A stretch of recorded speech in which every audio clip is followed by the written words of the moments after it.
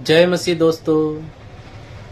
पिता परमेश्वर की ओर से फिर आपका भाई, आपका दोस्त मसीह यीशु में परमेश्वर के वचन के साथ। दोस्तों, परमेश्वर का वचन बाइबल रोमियो की पुस्तक अध्याय 5:12 में बताते हैं कि एक मनुष्य के द्वारा पाप और पाप के द्वारा मृत्यु इस जगत में प्रवेश किया और वही मृत्यु सब मनुष्य में फैल गई क्योंकि सब ने पाप किया।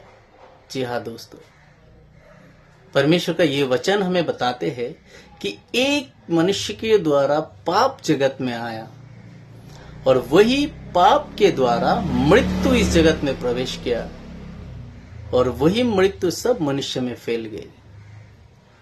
हाँ दोस्तों, जब हम उत्पत्ति के पुस्तक अध्याय 2 पद 17 और 18 पढ़ते हैं तो हम देखेंगे कि परमेश्वर ने एक आज्ञा मनुष्य को दिया था और परमेश्वर ने कहा था कि जिस दिन तू इस आज्ञा का उल्लंघन करेगा उसी दिन तू मर जाएगा। हाँ दोस्तों, भले और बुरे के ज्ञान देने वाले वृक्ष का फल परमेश्वर ने खाने के लिए मना किया था, जिस बगीचे में परमेश्वर ने मनुष्य को रखा था, क्योंकि उस बगीचे में और भी बहुत से फलों के पेड़ थे और परमेश्वर ने कहा कि सारे वृक्ष के फलों के पेड़ों के फल तो स्वेच्छा खा सकता है, पर एक पेड़ है जो भले और बुरे का ज्ञान देता है, उसका फल तो कभी ना खाना। और हम वचन को देखते हैं कि मनुष्य ने उस फल को जिसको परमेश्वर ने मना किया था उसको तोड़ा और खाया और वही इंसान के लिए पाप गिना गया और उसी पाप के कारण इस जगत में मृत्यु प्रवेश किया और वही मृत्यु सब मनुष्य में फैल गई जिसको हम देखते हैं। जी हाँ दोस्तों, और वही मृत्यु आज इस पृथ्वी पर हम भिन्न भिन्न रूप में देखते हैं। एक्सीडेंट के रूप में देखते हैं, बीमार के रूप में देखते हैं, बहुत से रूप में हम इस मृत्यु को देखते हैं। और परमेश्वर का वचन कहता है प्रकाशित वाक्य अध्याय 20 पद 14 और 15 कि यही मृत्यु मनुष्य को दूसरे मृत्यु में ले जाता है जो कि अनंत मृत्यु है, जो अनंत काल के लिए पिता परमेश्वर से बिछड़ जाना और आग के झील में दिन रात जलते रहना।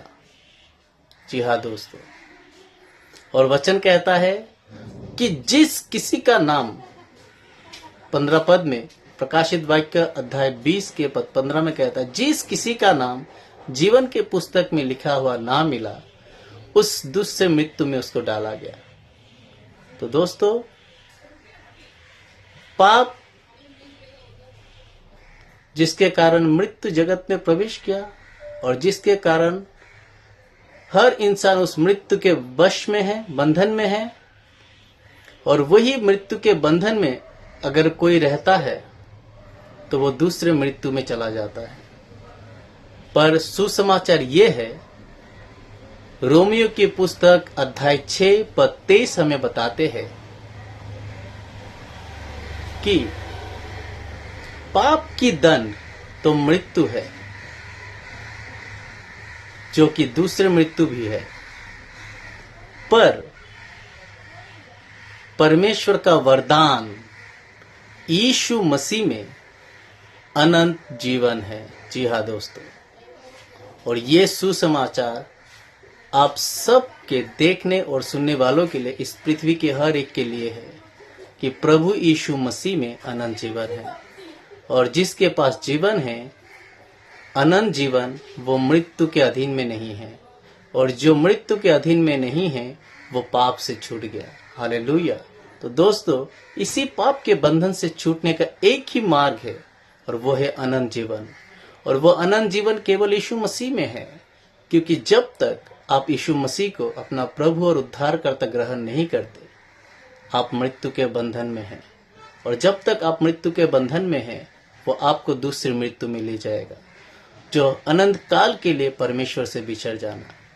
पर परमेश्वर का वचन कहता है कि मसीह यीशु में अनंत जीवन है। इसीलिए तो वचन अध्याय यूहन्ना का पुस्तक अध्याय 3:16 बताते हैं कि परमेश्वर ने जगत से इतना प्रेम किया कि उसने अपना इकलौता पुत्र यीशु मसीह को दे दिया, ताकि जो कोई भी उस पर विश्वास करेगा वो नाश ना होगा पर अनंत जीवन पाएगा।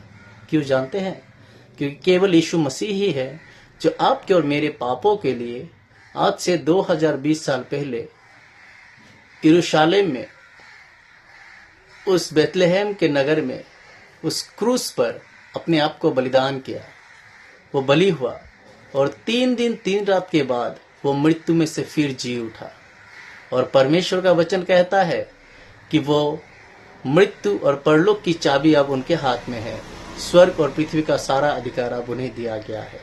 जी हाँ दोस्तों, और इसीलिए प्रभु यीशु कहता है कि मैं सच कहता हूँ कि जो कोई मुझ पर विश्वास करेगा वो मरकर भी जिएगा। जी हाँ दोस्तों, जिसने यीशु मसीह को अपना प्रभु और अपना उद्धारकर्ता ग्रहण कर लिया वो पाप के बंधन से छूट गया, वो मृत्यु के बंधन से छूट गया।